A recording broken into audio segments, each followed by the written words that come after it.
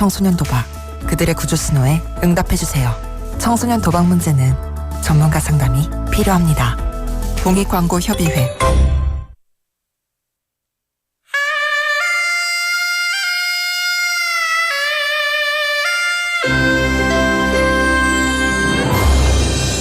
The time is now 7 o'clock.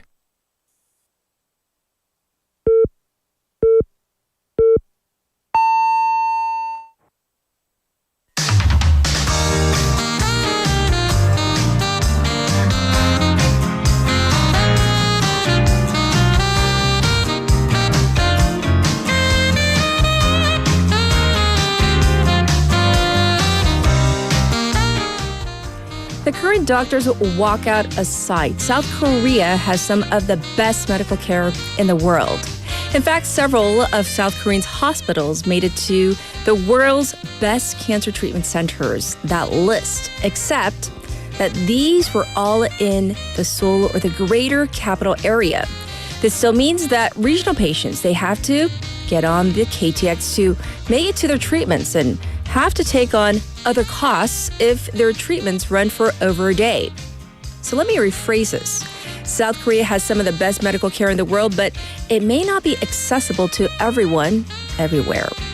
I'm Catherine. This is Morning Wave in Busan on Monday, September 23rd on BEFM, Busan 영어 방송.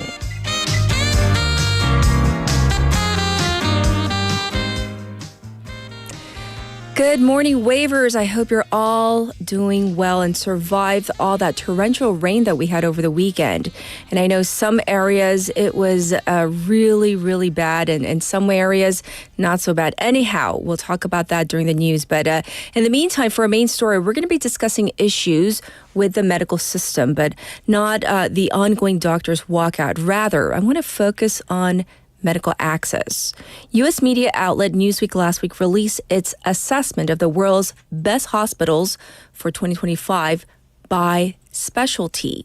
So Samsung Seoul Hospital and Seoul Asan Hospital made it to third and fifth places respectively, and five other hospitals in the top 100, all located in Seoul. So the list actually had 300 hospitals, 16 of which were located in South Korea, and only one, Jeonnam National University Hwasun Hospital, not located in the capital area. So for our Bulgyeong region, not a single hospital made it to the top 100 for cancer treatment. Busan National University Hospital was 88th for endocrinology and 136 for pediatrics. And this isn't to put down local hospitals, but to point out that in order to maximize the capability for these hospitals, we need support from the government, both local and central, to keep quality and qualified doctors here. So as policymakers and doctors discuss forming consultative bodies, it's really important to keep these bigger issues in mind. And like I said in the opening, the fact that most people, if they want top-notch care, that they have to take the KTX or to drive to the capital area to get that top-notch treatment, I don't know. Is that a good thing, really? That's something to think about. All right, we're going to switch gears, though. We're going to get to our text topic. Are you ready on this Monday morning? Do you have siblings, meaning brothers, sisters?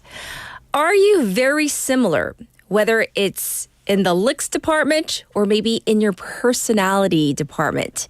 나의 형제 자매 관계는 어떻게 될까요? 자, 나는 내 형제 자매와 외모, 나 성격이 닮았다, 안 닮았다. 어떻게 되는지. Like, in what way are you similar or not similar? Maybe you're complete opposites. Tell me all about your siblings. Do you have any sibling rivalries going on? You can tell me your stories. Let me know. Send them into BFM's live stream live chat on YouTube. So on YouTube, you go type in BEFM or Busan 영어 방송. And then you can subscribe, log in, and chat away with our other waivers. And on your phone, pound 9050. That's going to cost you 101. You can also reach me for free on Kakao Talk. Same thing, search for BFM or Busan 영어 방송. And the ways you can listen to us, so many different ways on the radio, 90.5 or 103.3 FM, depending on where you are in the Busan area. Also, like I said, on YouTube, you can check us out right now. We're streaming live, or later on at your leisure, you can listen to us, watch us again later. Patbang app. That's another way you can listen to us. And then you can definitely chime in. We're having our listeners survey. It's going on right now through the 25th of September. So what this is we're collecting all your opinions. And you know what to do, right? It does take a few minutes to fill out, but we do want to listen to your feedback and get your take on your favorite program, Morning Wave in Busan, right? And yes, so it takes a few minutes, so we do appreciate all your comments. And looking ahead to our morning together, we have Showbiz Buzz with Michael. We have Business Perspectives with Bobby.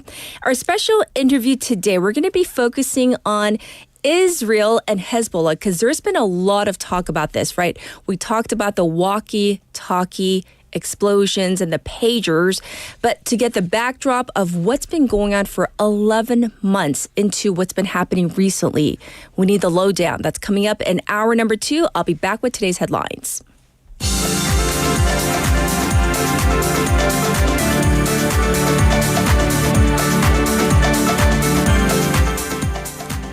It is now 7:06, and these are today's headlines. 1 dead, multiple floodings reported from heavy rains in southern regions. Heavy rains in southern regions over the weekend left an 89-year-old man dead and resulted in the flooding of farms, roads, and houses and damage to cultural heritages. Yoon returns from Czech trip focused on nuclear energy cooperation. President Yoon Suk-yeol returned home yesterday from his trip to the Czech Republic that sought to boost South Korea's bid to win a nuclear deal and economic ties with the European nation.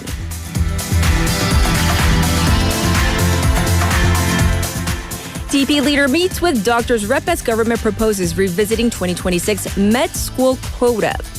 DP chairman Lee Jae-myung sat down with Korean Medical Association KMA president Im Hyun-taek yesterday and heard the medical side's opinion regarding the ongoing conflict with the government.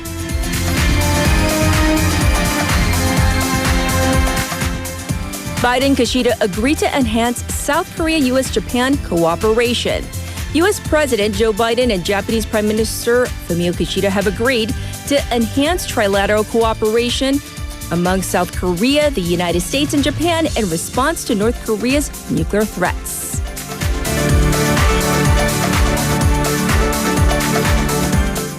World leaders gathered in New York for annual UN General Assembly. The 79th United Nations General Assembly is due to start Tuesday local time, where world leaders will discuss challenges facing the international community, such as the growing conflicts in the Middle East. And these are today's headlines.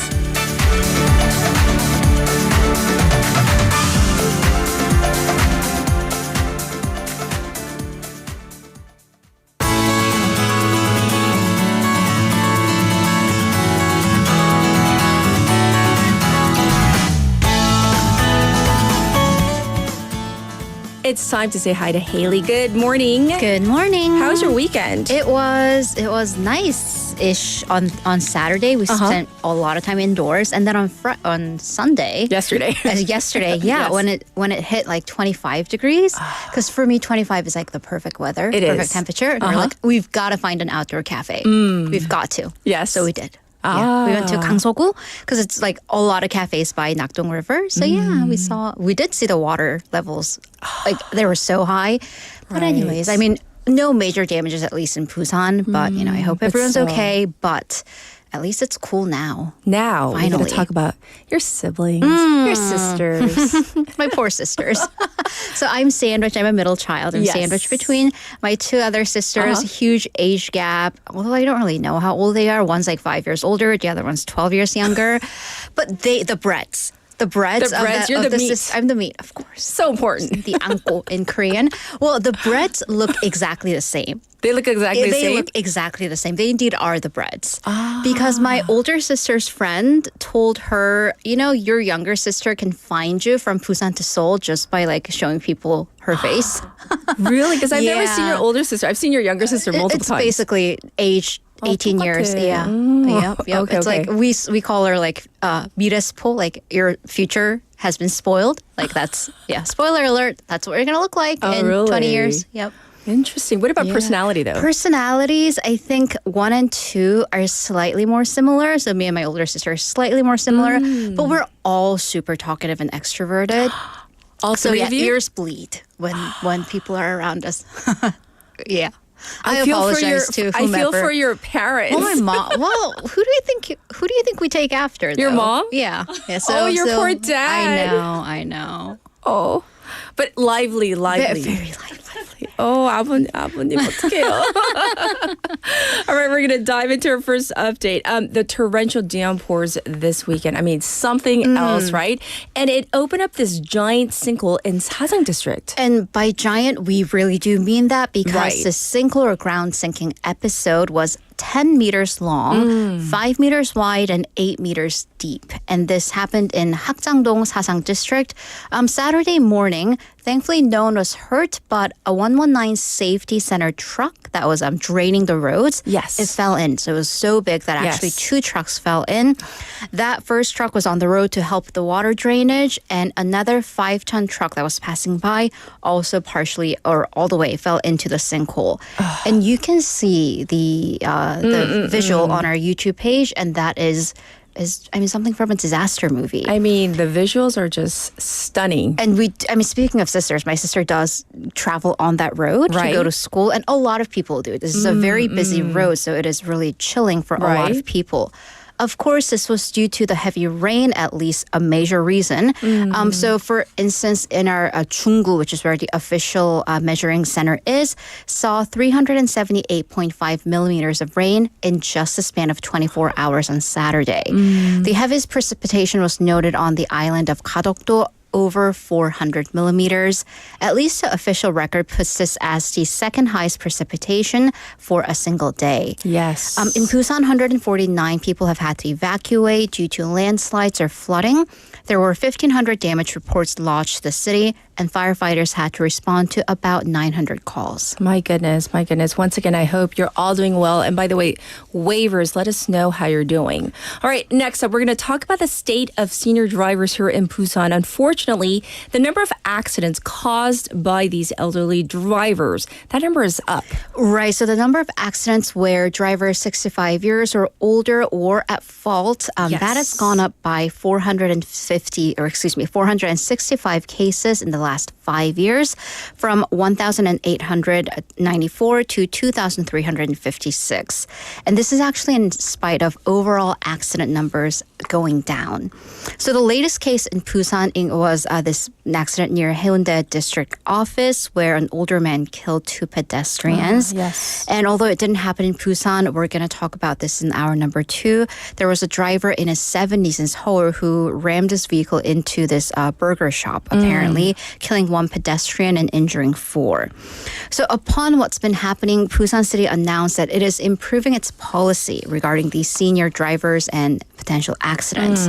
So they're actually focusing their efforts on these 4 specific spots out of 25 locations where such senior accidents are common.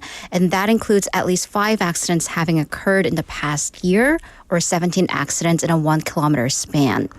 So here, the city will repaint the lanes with more reflective paint, install safety signs, and drawing these colored lines from intersections or across intersections, directing you which lane to drive into as you cross that intersection. Well, what about the policy encouraging senior drivers to hand in their licenses? Right. So that, unfortunately, not only in Busan but across the country, has not been effective. So for Busan, for its part, it gives 100,000 won bus card and discounts at various hospitals and affiliated restaurants when a senior citizen hands in his or her Yes. license. But that hand-in rate is only at 3.5% of all eligible seniors. Oh. By the way, that is the highest across the entire country.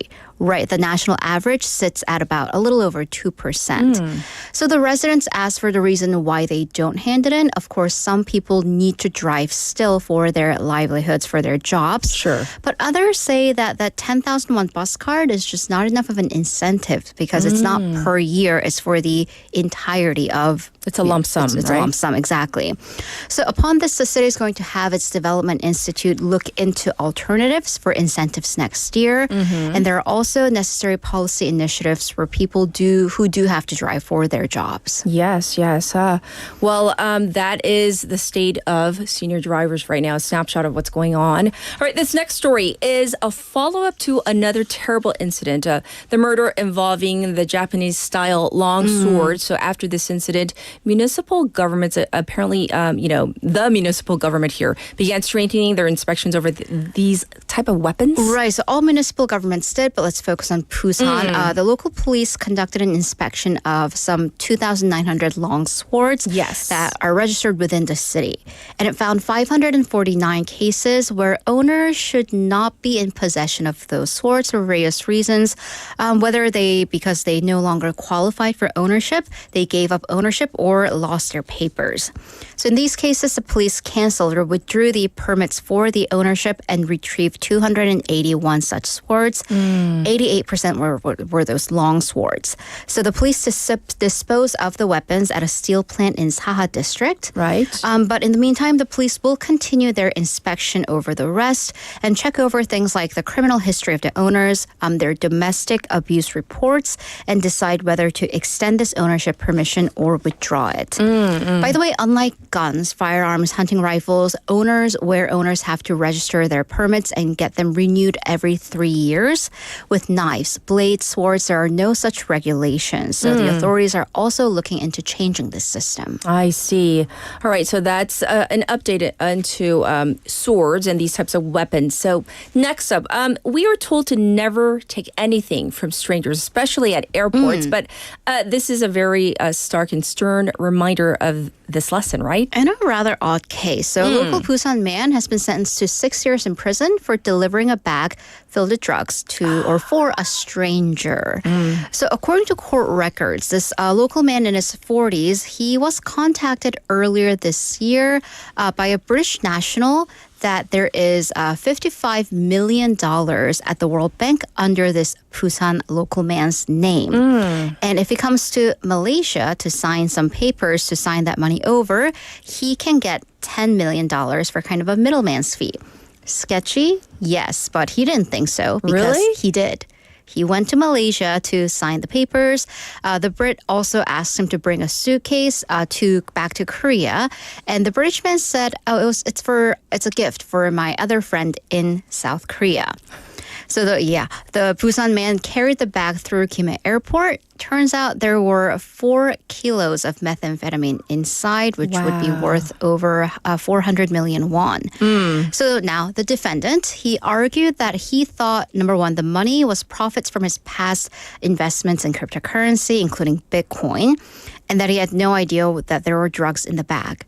So the judge didn't buy it. And the judge wrote in the ruling, the defendant graduated a 4-year university. And the reason that he said this is because he also has years of job experience. So it's hard to believe that someone with a decent level of education Right. and social experience wouldn't go through the minimal effort to check the validity of, at least he argued that the British man was a stranger, a stranger's request. Why would you go to a different country for someone you don't know? Common sense. Also, apparently this man did open the bag briefly to check what was inside, but the drugs were at least covered with blankets and clothes. So he said he had no idea what was under them, but the judge didn't really believe that story either. Really? So $10 million don't do it. to deliver a gift? Nothing's free. Yeah. Yeah. All right. Well, thank you for all the updates. We'll check in with you with news in just a little bit. Back to you, the listeners. It's all about your siblings, brothers and sisters. Do you have any? Maybe you're an only child. If so, maybe you're lucky. Maybe not. Maybe you always wanted siblings, but are you guys similar? If you have siblings, are you similar? Are you dissimilar? What are your personalities like? Do you look alike? That's what we're talking about. Anyhow, let me know. And here is your traffic and weather for right now.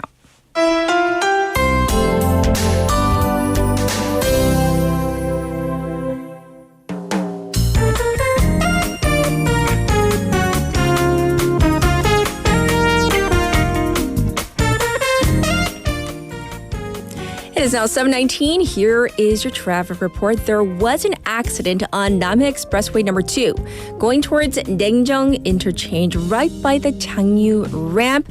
It's been cleared up, I believe, but there's still backup because of it. It's also slow on Peonyeonglo going away from the city from the Wondong ramp. It's backed up on Mandakdero from Sukdeung intersection to Deokjeon intersection. Also congested on Gwanmun-dero from Sujong Pangnam Tunnel to Baegang Tunnel. It is currently 20 degrees Celsius under sunny skies as the temperature, as you can feel, has dropped quite a bit over the weekend. The daytime high will go up to just 27 degrees. It will be partially cloudy and quite windy today. Looking at the weather across the nation, most areas will see a big temperature differences of up to 15 degrees Celsius. Strong winds of up to 15 meters per second are forecast for the coast along Gyeongsang and in the Jeju area. So this was your traffic and weather.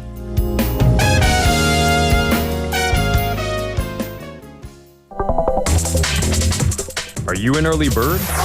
Are you up to date on the news? Are you a trendsetter? For all of the biggest issues from Busan to the world and useful information you need, right here on Morning Wave in Busan.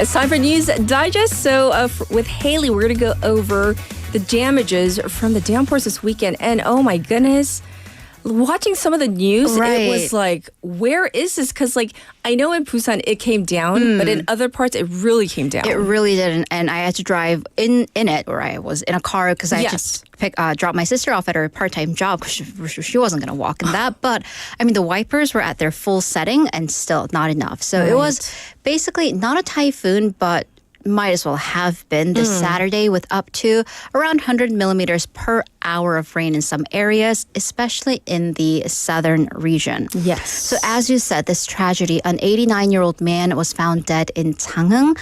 This really moving but sad personal story. He had apparently left home in that torrential rain to pick up his wife because she has Alzheimer's and she was coming back from her daily community center rehabilitation class. So when he didn't show up, because he apparently picks her up from the shuttle every single day, the driver called 119 because it was unlike him to not show. I see. So apparently he got swept up in the rapids when he was waiting for her. The couple apparently had lived in the States, in the U.S., and came to Changheung 5 years ago. His neighbors say that the man was very highly regarded by the people in the village, and they all expressed their condolences and sadness. Yes. But going to the actual precipitation, Jindo in particular saw 112.2 millimeters per hour of rain.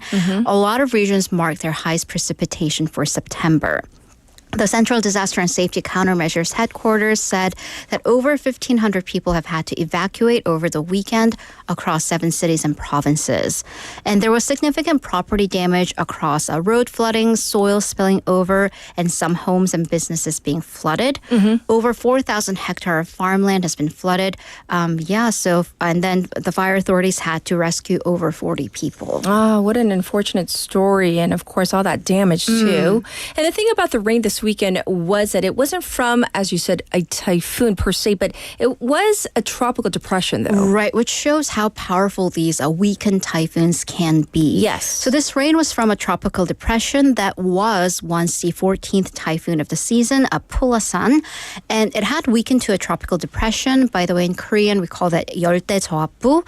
However, and then the thing is that its route was supposed to actually go across China, across the Chinese mainland, but because there's this dry heat, this high pressure front over the Chinese mainland, it kind of pushed the direction of the wind to cross between Jeju and the southern coast of Korea. So this hot and humid air from the tropical depression, it met with a cold front from the north, which led to this kind of dumping of water. Yes. And so once again, condolences to, of course, that man's family. Right.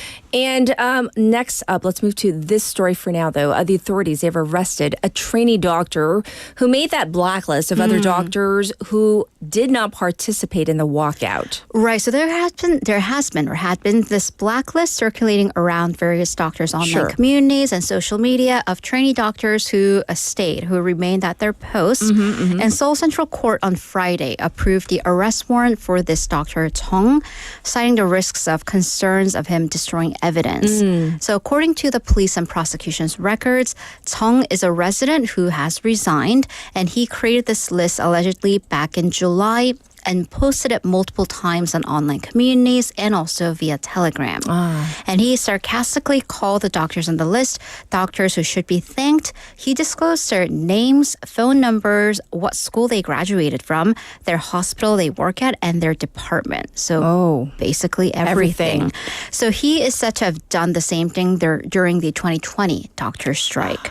So the police actually applied stalking charges against him. They initially applied violation of personal information, but because he repeatedly posted the information, they applied stalking charges. I see. And also the website where the list was posted announced that it'll stop updating the list. And the site's operator, who's a different person from this particular training doctor, said they believe the list in the site served their purpose to a certain extent, but it also told its users to not post anything on the site or on domestic websites and advised them to use VPNs to evade prosecution. So, yeah. Well, as this is going on, though, the government is looking into ways to cancel or suspend licenses for unqualified doctors. Right. So these are not trainee doctors, but these are actually specialists who, at least according to the story, who shouldn't be working. So according to the Health and Welfare Ministry data released by Democratic Party lawmakers Homiwa, there were 40 doctors who have been officially diagnosed with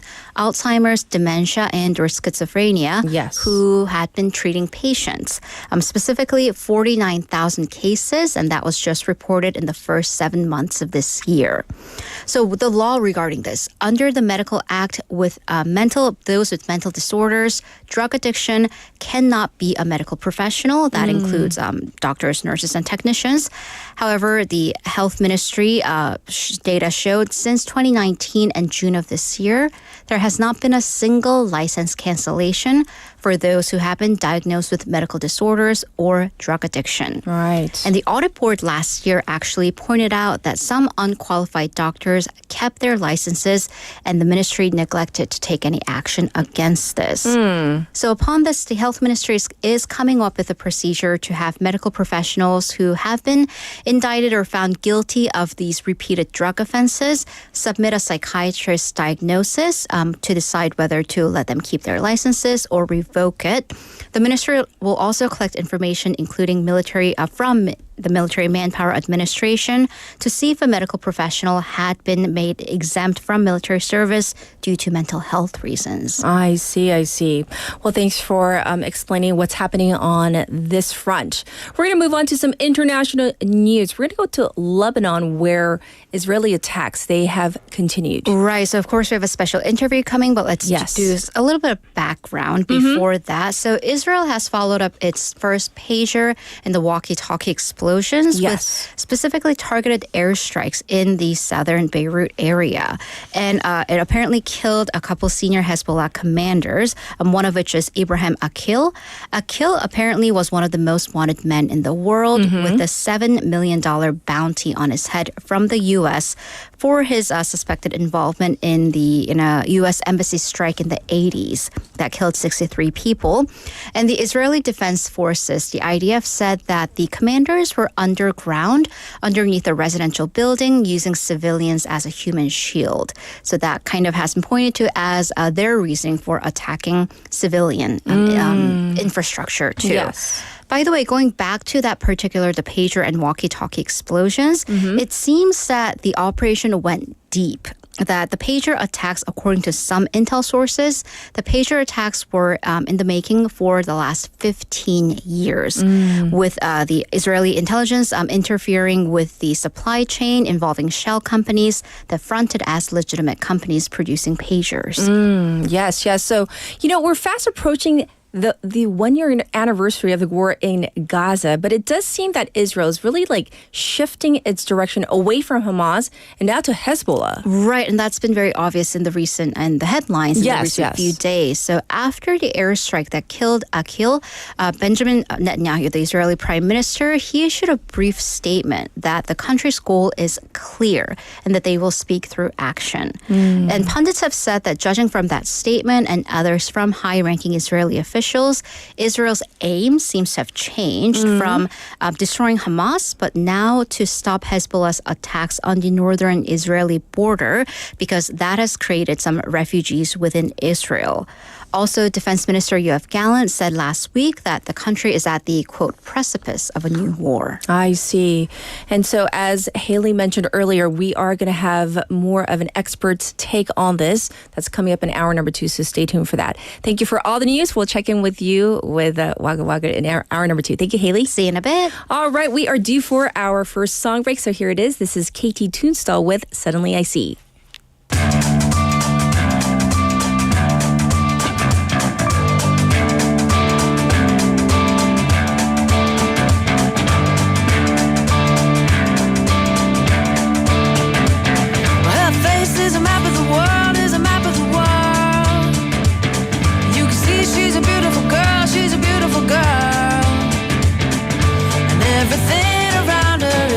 Silver pool of light. People who surround her feel the benefit of it. It makes you count. She holds you captivated in her palm. Suddenly I see. This is what I wanna be. Suddenly I see. Why the hell it means so much to me. Suddenly I see. This is what I wanna be. Suddenly I see. Why the hell it means so much to me.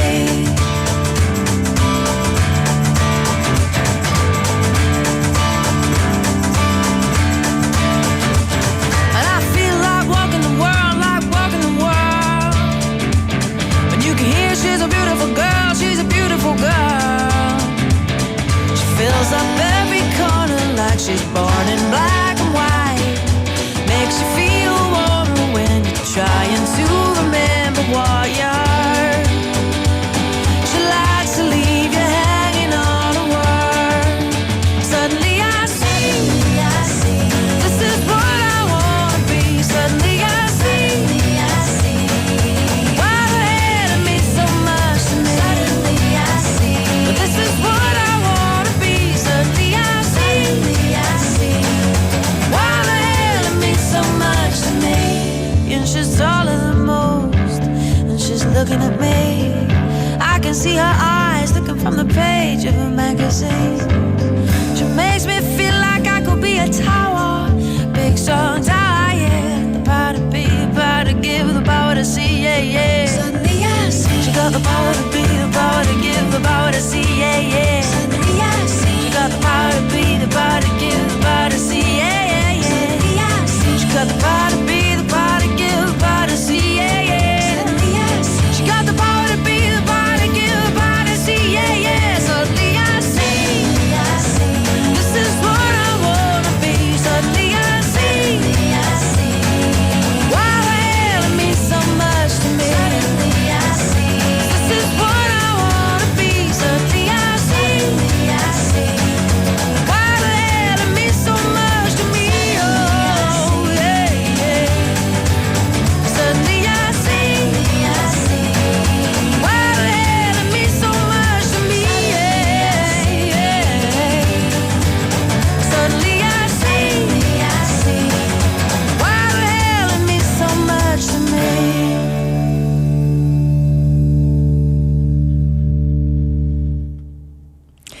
Welcome back, everybody. It's now 7:33. We're going to go back to our top story, the issue of medical access.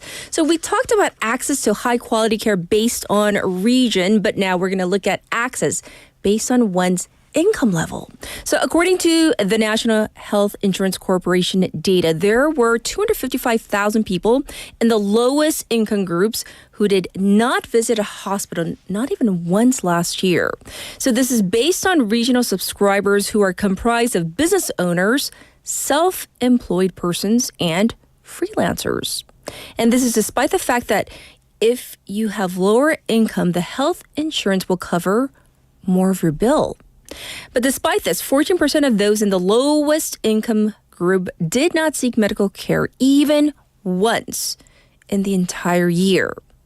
Lawmaker Park Hee-seung of the People Power Party, who released these figures, said that the data shows that a large number of people can't or won't go to the doctor despite these support measures, and asked policymakers to get to the root of this cause to really seek solutions.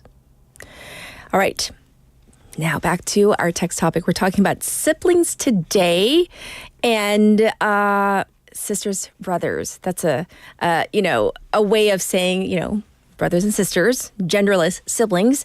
Are you guys very similar in the looks department or maybe personality-wise? Or are you very, very different? Waivers out there. 나는 우선 형제 자매 있다 없다. 관계는 어떻게 되는지, 나는 형제 자매 외모나 성격 똑같다, 닮았다, 아니면 전혀 닮지 않았다. 완전 반대다, like complete opposites. So looking at some of your responses, well, it does seem that depending on each person, yes, it's very, very different. Okay, so first up we have Taejin, by the way, happy birthday. I hope you have I don't know how old you're turning. I didn't have a chance to read every little detail of all the messages yet. 누나가 한 명 있는데 어릴 때 주구장창 싸웠는데 다 크고 나니 누나만한 사랑이 없어요. So apparently when they were younger, they would like bicker and fight a lot. But now that they're grown-ups, that there's no one like his older sister. 항상 동생 챙겨주고 사랑한다고 말하기는 부끄럽지만 누나가 있어서 감사합니다. Oh, really? He says that, it's a little embarrassing to say that he loves his sister, but he just did. In a way, he just did, saying that he loves his sister. But he's always thankful because she takes such good care of him. But I think that, that's his way of saying he loves his sister. And what about other answers coming in right now? Benny says, well, I have siblings, 3 of us. I am the eldest, and we have similarities on the looks and personalities. One is female, and the youngest is male. Oh, so I guess it's boy, girl, boy for Benny's family. And both are studying in university. Ooh, so I guess they're still quite young. They're in their 20s, I'm going to assume. And Drift Monkey for now. 난 형 한 명하고 누나 한 명하고 남동생이 있어요. Oh, that means there's 4? Did I read that correctly? 오, 난 우리 남동생하고 똑같은. 그럼 4명인가요? 제가 잘못 계산을 했는지. I think there's 4 siblings in Drift Monkey's family. And Leslie's saying, I am an only child. My dad said I broke the mold when they had me. No, they did not. Well, if they did, yeah, it's because you're extra special. Well, we're going to get to Kat's Pick. I'll be back in just a moment.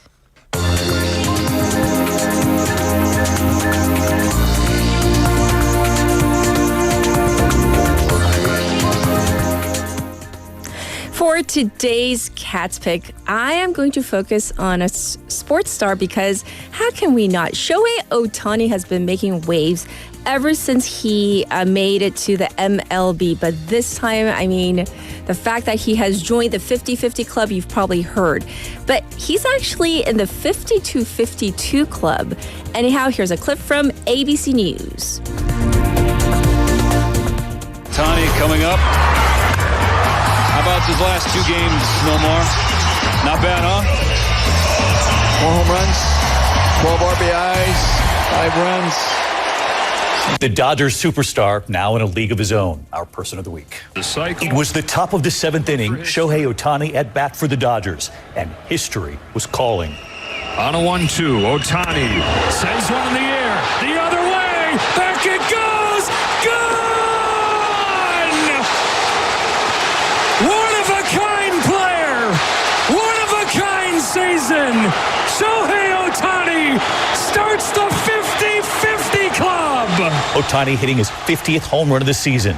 His teammates right there meeting him at home plate, the high fives, the hugs for a player like no other. Ohtani now the founder and sole member of the 50-50 club, hitting 50 home runs, stealing 50 bases, all in one season. No one has ever done it. No one has even come close. There they go, throw to third, beats him, but he got his foot in. The 50th for Ohtani. And the game wouldn't end there. Oh my gosh! Home run number 51. Ohtani, the greatest day in baseball history. Ohtani would end the game with 3 homers, 2 doubles, 2 steals, 10 RBIs, a 6-for-6 outing at the plate. Oh my God! And one lucky fan with the souvenir of a lifetime. This is the show that never ends! A dream come true for a player who, as a boy in Japan, not only mapped out his goals on this dream board, but also his plan to get there. Ohtani saying after the game he was, quote, happy, relieved, and very respectful to the peers and everybody who came before and played this sport of baseball. There it is! Number 50! Tonight, a one-of-a-kind player, a one-of-a-kind game, and for now, the one and only member of the 50-50 club. So once again, you heard that. The only member of the 50-50 club, and he's a pitcher, right? But now 52 home runs, 52 stolen bases. And I did a little bit of checking. The regular baseball season wraps up on September 29th. So he still has a few days to add to that. So amazing. So kudos to Shohei Ohtani. This was Kat's pick for today.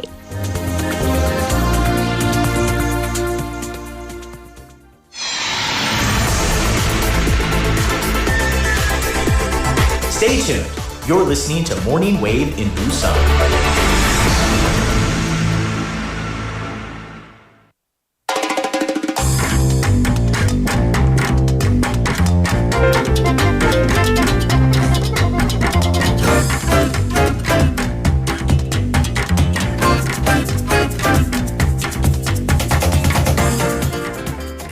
It is now time for Showbiz Buzz, and we have 가을 남자 in the studio. Michael, how are you? Good. Long time no see. I know. It feels like. It feels like it because like Chuseok seems like ages ago, right? Yeah. But here we are, back at it. Yeah. How are Chuseok you? holidays. Good.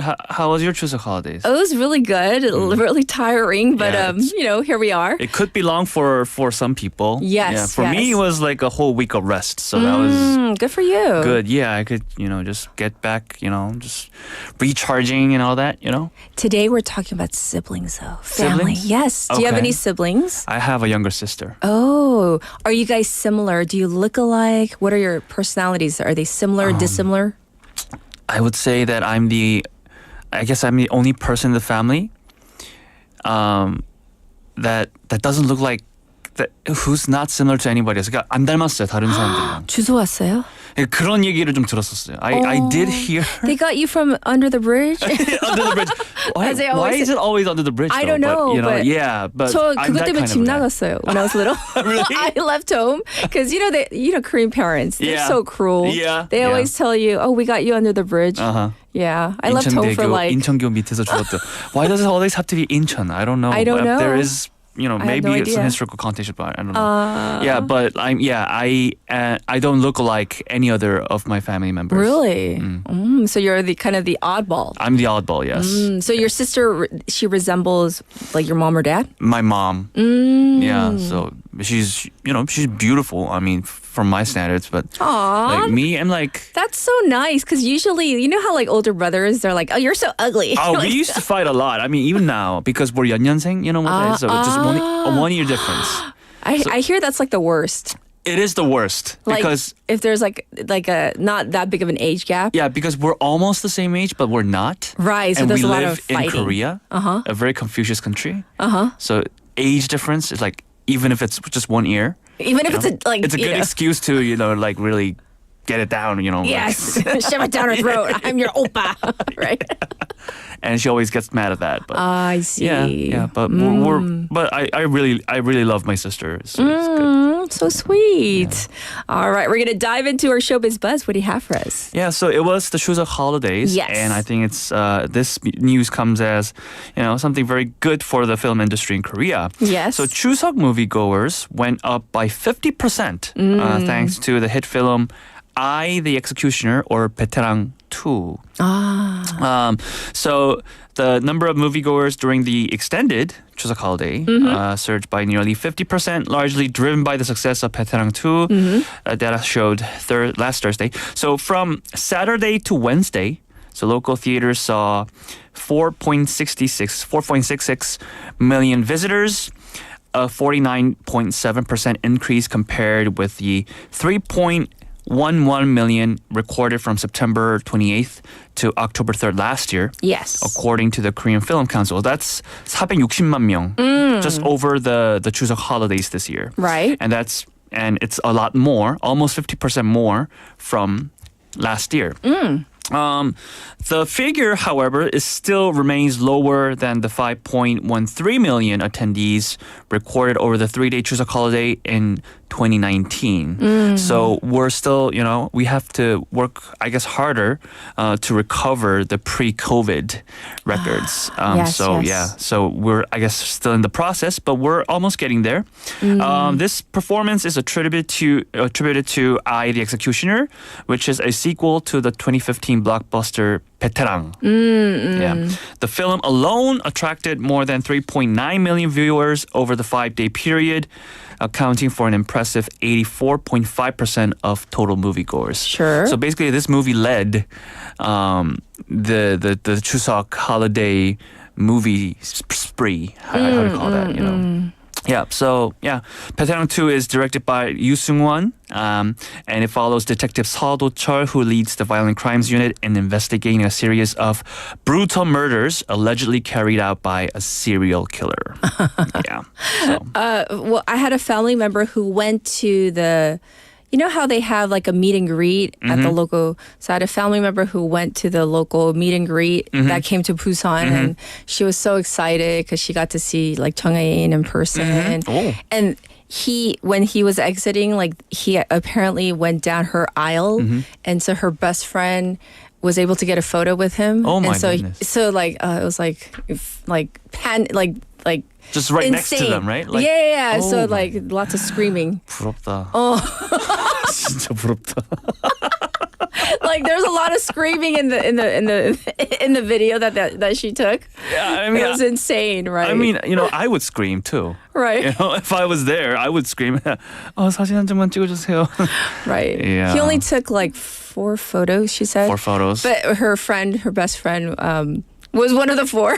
Oh my goodness. And then the friend kept on saying, "Oh, I'm not washing this shirt, and I'm not washing this." And Yeah, teenage you get that a girls. lot. Yes. I mean, never wash your hands. Yes. You shake your hand, you never wash your hands forever. yes, of course. All right, let's move on to our next item. Yes, another good news in the film industry. Sure. So, Korean animation Heartsping, or in Korean we say 사랑의 하추핑. Yeah. Sells 1 million tickets. So that is a new record in 12 years. So 사랑의 하추핑, that's a new Korean animation. It became the first homemade animated film in 12 years to sell more than 1 million tickets on last Monday. So that's 100만 ticket being sold after its release. So the film reached the milestone 41 days after its theatrical premiere. Okay. The only one other domestically produced animated film 전박이 한반도의 공룡 or Speckles the Tarbosaurus, which is a 2012 animation, achieved the same feat. So other than this movie, 하추핑 is the only movie to reach, this 100만 is 명. the whole like the teeny ping. Yes. I was And- like, what's this? You it's so popular. This teeny ping. It's getting even more popular. Yes. I'm in my 30s, right? And I have a lot of friends who began to collect the teeny ping 인형들, like the dolls. Men in their 30s? Men and women In their 30s. Okay. in their 30s. Yeah, but there is men, and it's surprising. It's surprising. So they would just put it on their bags and carry it around. So it's Is it a thing? Because I'm like nodding, but in my head I'm like, really? I think this is a generational thing because okay. even me, like I kind of find it a little bit uncomfortable. But I'm not saying that teeny ping it's not a I always a thought it was like a cute- kid's character. yeah, kind of thing. that's what I always thought too. But somehow Okay. this To fame, each his own, yeah, or her own. this fame yes. is spreading towards all generations. I think, mean, the which is characters are good. really cute. They're Yeah. really cute, Uh-huh. and they even have this quiz. I took this quiz, which is like your personality test. Oh, really? And I got 똑똑ping. You know what 똑똑ping is? It's a smart teeny ping. Oh. So I'm the smart teeny ping. Good for you. You are though. But you should take the personality test. It's actually pretty good. I think it's pretty accurate. But anyways, You're absolutely smart. Yeah. Hachuping currently sits as the third most watched Korean animated film. The top Yes. most watched animation, however, Yes. is still Frozen 2, which currently holds the title with 13.7 million viewers. Sure, so that's sure. more than 1,000,000 명. Uh-huh. Yeah. So, I mean, that's great news for Hachuping. Uh-huh. And I wish you the best. Thank you. By the way, there's a lot of messages saying, 인천대교 말고 영도다리. Oh yeah, 영도대교 too. Yeah, 영도대교? 영도대교 works too. Me, But there could be a 영도대교 lot is of like siblings straight out off there. ocean. I mean, 인천대교 they got some rubbles underneath. That's what I remember. Really? Because I've been there once. They're like rubbles and like Searching for your they're real like mud parents. flats, right? But Yes. 영도대교 like it's like straight down ocean. So Okay. it's hard for me to survive. But there. I don't know where that legend came from, where all Korean parents say you Maybe were. it's the Korean War. I'm not sure. Yeah, because I'm they're- thinking Yeah, a lot of that's orphans during probably that time. The case. Yes. Yeah. All right. On to our next story. What's it Yeah. about? Lionel Messi. Yes. You know who this guy is? The footballer, the soccer footballer, player. Yes. One of the most successful footballer in the world. Yes. And he is launching his own media production company. Oh. Yeah. So he, as you said, is a footballer who jumped into play for Inter Miami. So he's now playing for Miami. Yes. Has set up a film and TV banner titled 525 Rosario, which is a reference to his hometown address in Argentina. Okay. So it's setting up shop in Miami as well as Los Angeles. So it was formed as a joint venture between the Messi family and Smuggler Entertainment. And this is a production company behind the Apple TV series Messi's World Cup, The Rise of a Legend, and Messi Meets America. So 525 Rosario will bring in Tim Pastore, Yes. who currently runs the Smuggler Entertainment, and he will be in charge of producing sports-related content with the Messi family. Yes. And as we all know, Messi is the third highest paid sports figure as of last year with $135 million of yearly income Right. last year. Yeah. That's a lot. According to Forbes. Yeah. And he's in his kind of like, the latter years of his career, but he's still earning a lot. And he still earns a lot. And, I should have been a footballer myself. You missed your calling. Yeah, and start my own media company. But anyways, Yes. I guess so Messi Yes. and Smuggler Entertainment is going into the TV business, and we look forward to the upcoming content. Right. Well, we're going to have to wrap things up. So we are going to check in with you next week? Yes, for Yes. All right. Well, take care. And thank you for all the Showbiz Buzz. Thank you. All right, everybody, this was Michael. And of course, we are today talking about all your sibling stories, whether you look alike, whether your personalities are similar or dissimilar, and keep your stories coming in.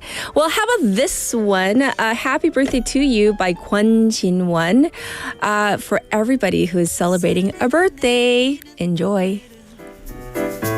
사랑하는 그대의 생일날 온종일 난 그대를 생각하면서 무엇을 할까 고민했죠.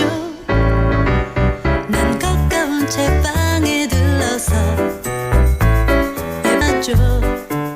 그 다음엔 근처 꽃집으로 가서 빨간 장미 한 송이를 샀죠.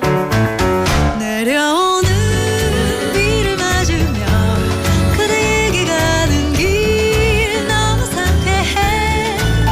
꿈속에는 장미 한 송이 착한 공간 그대 위한 깊은 내 사랑. 아름다운 그대를 만난 것 하느님께 감사드릴 우연. 작은 내 맘 알아주는 그대가 있기에 이 세상이 난 행복해.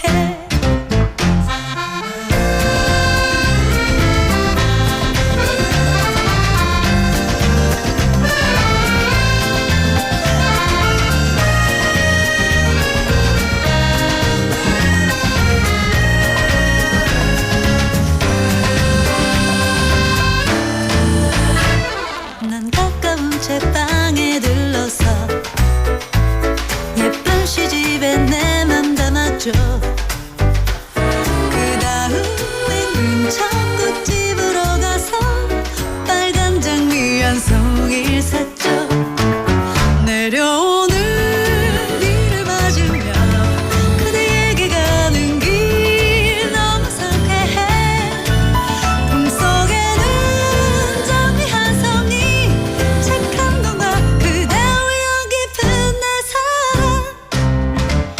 아름다운 그대를 만난 것 하느님께 감사드릴 우연.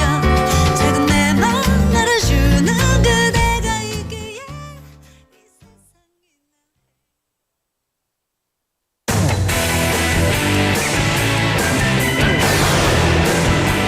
Your Bridge to the World.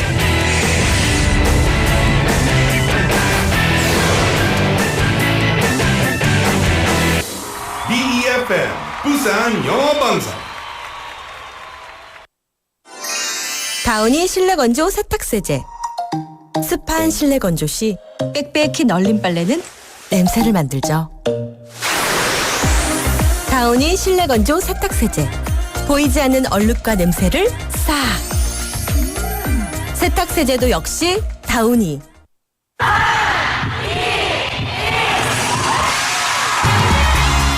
부산의 축제 어디까지 즐겨보셨나요? 과거와 현재, 미래가 공존하는 항구도시 부산. 이곳 부산은 계절을 물들이는 다양한 축제로 늘 풍성합니다. 봄의 시작을 알리는 봄꽃 축제부터 부산의 여름을 만끽하는 바다 축제, 전 세계 영화인들이 모이는 부산국제영화제와 새로운 시작의 해맞이 축제까지. 부산의 축제는 우리의 열정을 가득 담고 있습니다. 바쁜 일상은 잠시 뒤로 하고 특별한 시간을 선물 받는 바로 이곳 부산에서 우리의 삶은 축제가 됩니다. 축제로 하나 되는 부산. 여러분은 어떤 축제를 기다리시나요? 이 캠페인은 대선공익재단과 BFM 부산 영어방송이 함께합니다. 혹시 지금 운전 중이신가요? 어린이 교통사고 피해자 수는 지난 3년 평균 약 9만 명. 특히 어린이 보호구역 안전기준이 강화된 이후에도 어린이 보호구역 내 사고는 지속적으로 발생하고 있습니다. 스쿨존에서는 반드시 시속 30km 이하 서행, 스쿨존 내 불법 주정차 금지, 차량 출발 전 앞뒤 좌우 살피는 습관으로 어린이가 안전한 도시를 만듭니다. 참, 운전 중 휴대전화 사용은 모두에게 위험합니다. 우리 모두를 위한 교통안전, 나부터 실천하면 모두가 안전해집니다. 어린이가 안전하게 뛰어놀 수 있는 부산. 아이 키우기 좋은 도시는 우리 모두의 미래이자 희망입니다.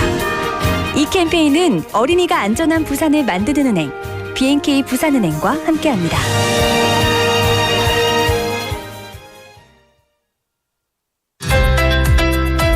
BFM 부산 영어방송에서는 더 나은 방송 제작을 위한 청취율 조사를 실시하고 있습니다. 프로그램 만족도,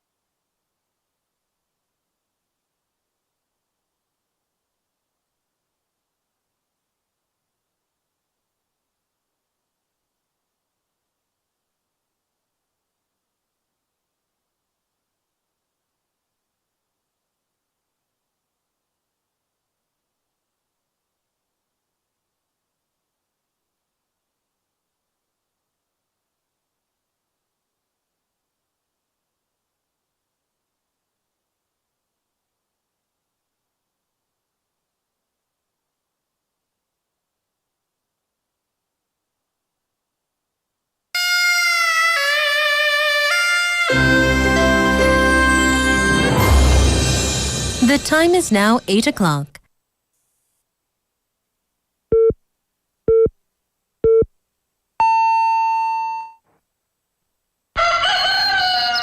Good morning, Dynamic Busan.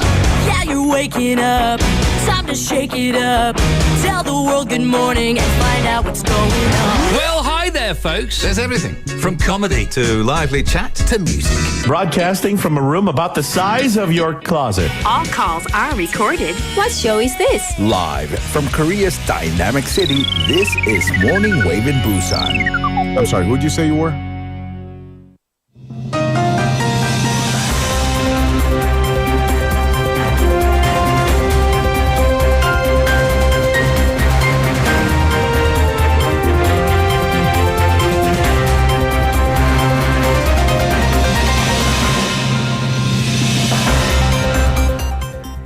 It is now 8 o'clock. This is news highlights. One dead and multiple floodings reported from heavy rains in southern regions. Heavy rains in southern regions over the weekend left an 89-year-old man dead and resulted in the flooding of farms, roads, and houses, and damage to cultural heritages. The man was found dead in a reservoir in Changheng, Jeonnam Province, after he fell in a drainage ditch near his home on Saturday, according to disaster safety officials. The southwestern region was hit with torrential downpours, with Yeosu receiving up to 400 millimeters, with over 1,030 hectares of farmland in Jeonnam damaged. A record 428 millimeters of rainfall in Kimhae, Gyeongnam Province, led to the collapse of a section of the UNESCO Heritage Site designated Tumulus or Ancient Tombs.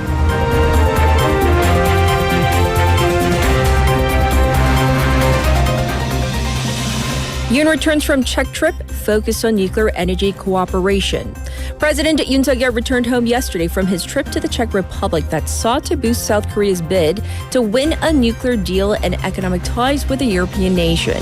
Yoon held summit talks with Czech President Petr Pavel and Prime Minister Petr Fiala on Thursday and Friday local time to make a sales pitch for Korea hydro and nuclear power and to build 2 nuclear power plants in Dukovany.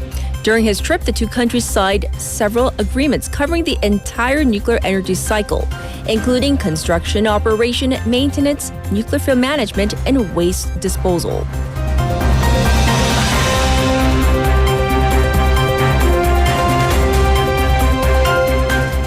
DP leader meets with doctors rep as government proposes revisiting 2026 med school quota.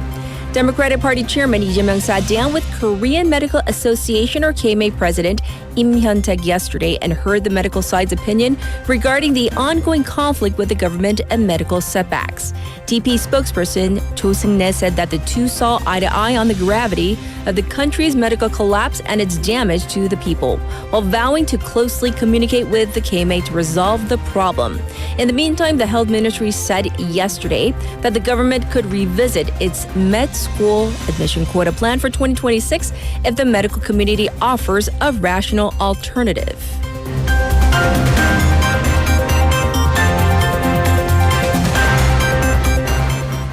Biden Kishida agreed to enhance South Korea-U.S.-Japan cooperation.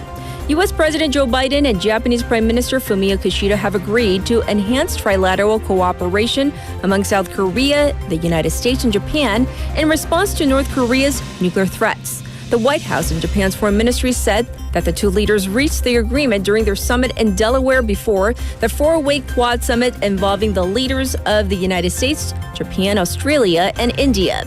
The two also reiterated the resolve to maintain peace and stability on the Taiwan Strait and underscored their opposition to any attempts to change the status quo by force.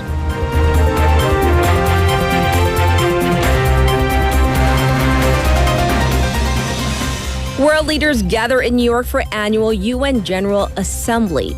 The 79th United Nations General Assembly, or UNGA, is due to start Tuesday local time, where world leaders will discuss challenges facing the international community, such as the growing conflicts in the Middle East. Key speakers include Israeli Prime Minister Benjamin Netanyahu, the President of the Palestinian Authorities, Mahmoud Abbas, and the Ukrainian President Volodymyr Zelensky. Foreign Minister Cho Tae-yeol will represent South Korea and deliver a keynote speech at the general debate of the high-level gathering to reaffirm the country's commitment to ensuring global peace and prosperity. And this was News Highlights.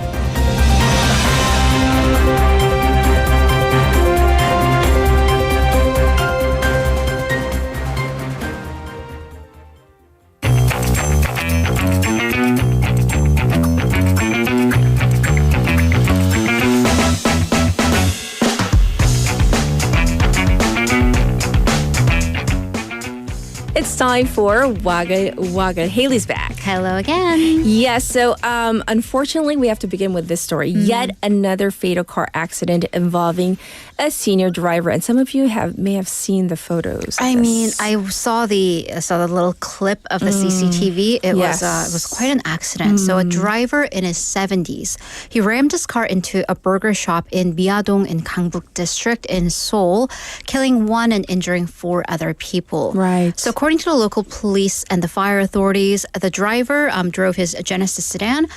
He was driving it on a smaller side street that intersected, well, I don't know if I should say intersected because it connected to one side of the street, but there was a median, but it suddenly kind of burst onto the 6-lane main road. Right. And in the CCTV footage, you can see the vehicle just kind of driving straight through the fence that crossed the middle of the road.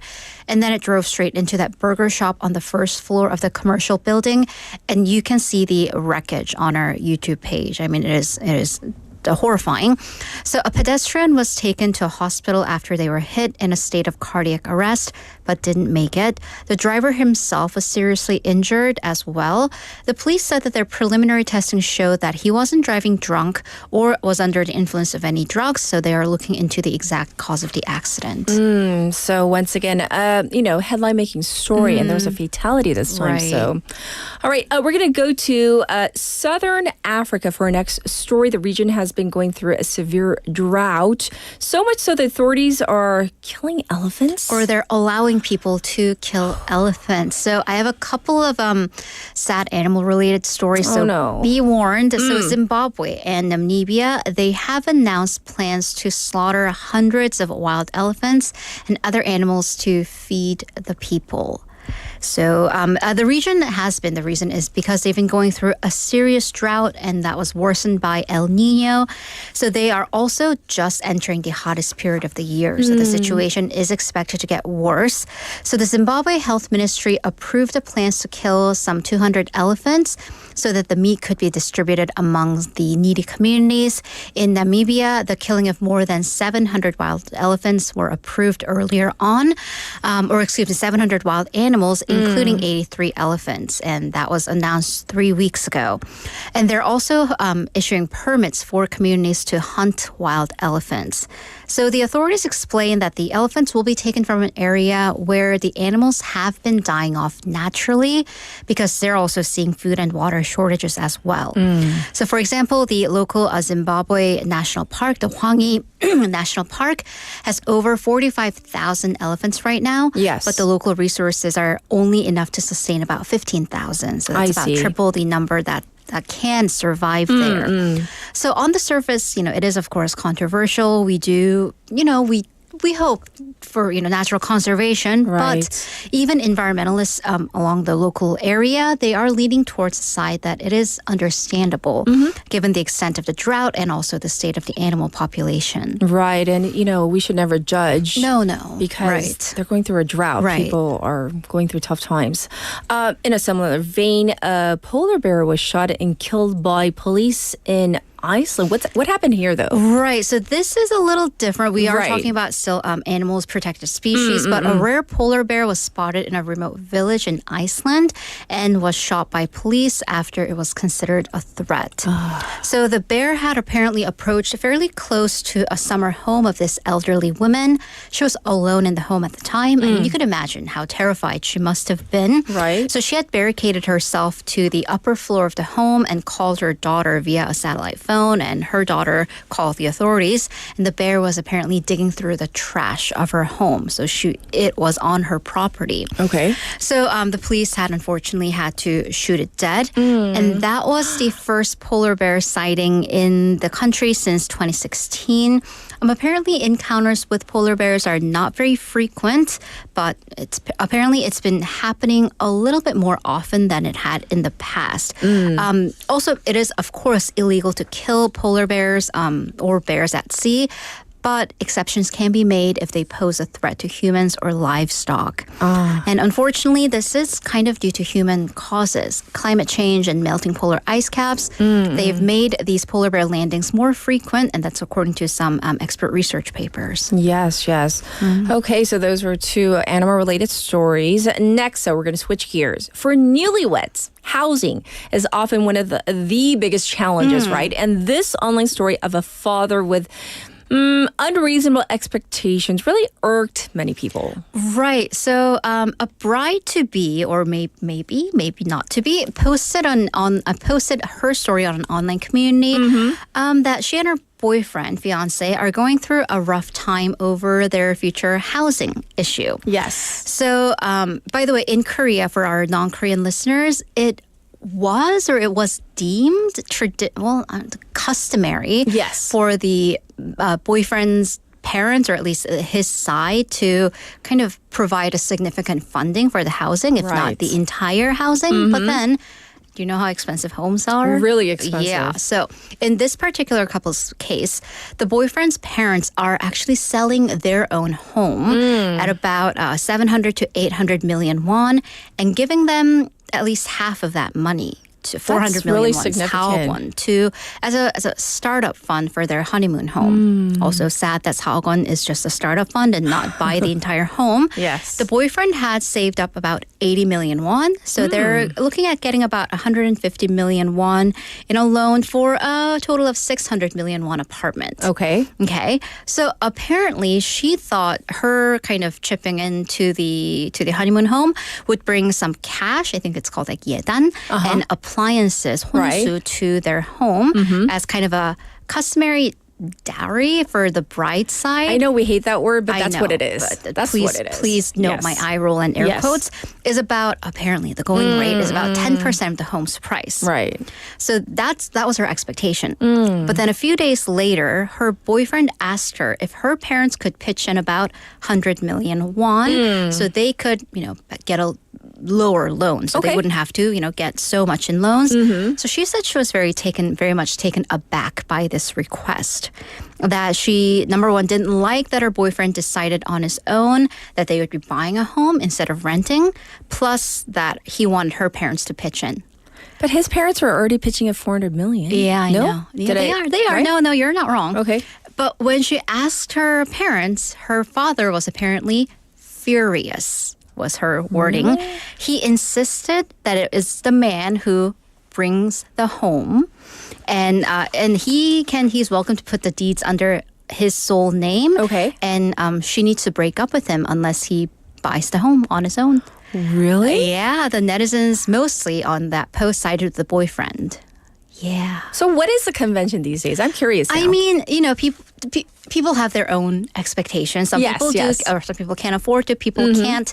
Well, a matchmaking site survey over 1,000 couples earlier this year, they just kind of pointed to the money. An average couple spent about 300 million won, 3억 won for their wedding. The bulk of it, the vast majority, was for the housing. Okay. But in terms of like how transparent should you be with your finances before you get married, right? Most couples said that they must at least open their bank balance to each other before getting married, and also be open about their debt. Over a third of them said that the timing should be before you really start talking seriously about marriage. Yeah. I'm curious what our Financial waivers think expectations about. are right. Like, when is the right time to talk about all of this? Right. Because you don't want to like jump the gun. Be like, you open your bank account to me and I'm like, so what do you want me to do with this? Good for you. Yeah. Like, or maybe not so good for you. Oh, yeah. But then also you don't want to do it too late. Right. Like, or like know that you're a lot of money in debt. Exactly. Like, yeah. I don't know. Okay. Well, we're going to end it on another family-related story. The country's first natural quintuplets. So five. That's 오쌍둥이. Yeah, natural. Not natural birth. No, but no. Naturally conceived? Yes. Okay, no idea. Yes. Right. Seoul's Songmo Hospital announced that 5 babies, 3 boys and 2 girls, were born on Friday, and quintuplets, so without IVF or other form of artificial insemination. So, of course, this is rare. Very for rare, the yes. entire world, and this is the very first case in South Korea. So, according to the hospital, the parents were college sweethearts, and they got married last October. So, and they had called their babies like the Taemyeong, their baby name, Pangpang Rangers, kind of after the Power Rangers. So the mother gave birth via C-section, of course, and it was fairly early on at about 7 months because apparently the mom is fairly small. Oh, no. And there were complications. The operation involved this whole team of from anesthesiology, pediatrics, and obstetrics. And apparently there were 3 medical professionals assigned per baby. Oh my gosh. They will have to stay in the incubator for a while, but for the most part, everyone's stable. And the president actually sent the couple a gift. I hope there's a lot of support. I hope for that there's a lot family. more coming. And a lot of the I mean, comments are saying yeah. this is where our tax money should go to. Oh, yes, definitely. Patriots, for sure. Yeah. Oh, I hope they get lots of support. Morally, too. From lots of babysitting. Oh, right. From services. diapers to tuition. Yes. I Happy know if story they to end lived it in on. Busan, I would offer to babysit. I was so sad at the animal stories. Just from the first story. I know. It was such an story. emotional roller coaster, but here it is. Yes. All right. Well, thank you for ending it on a happy note, Haley. We'll check in with you tomorrow. Have a great day. All right, everybody. This with Haley with Waga Waga. We're going to get to your updated traffic and weather.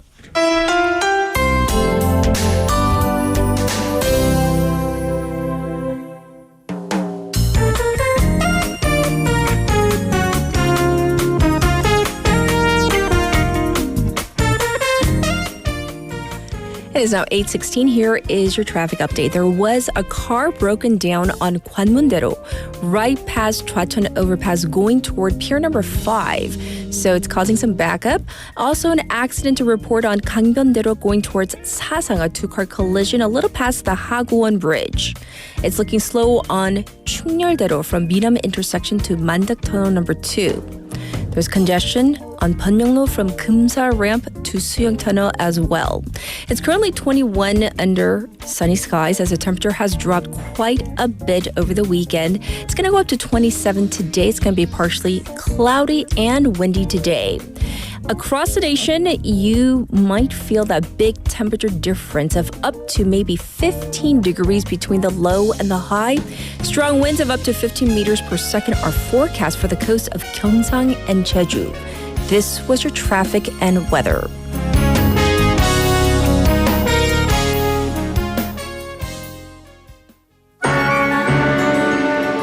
And this is IU's 너랑 나.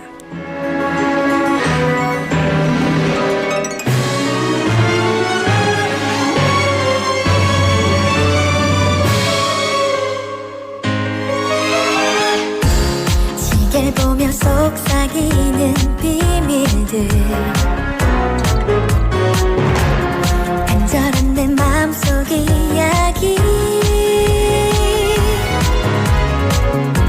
지금 내 모습을 헤쳐도 좋아 너를 재촉하면 할수록 좋아 내 이름 불러줘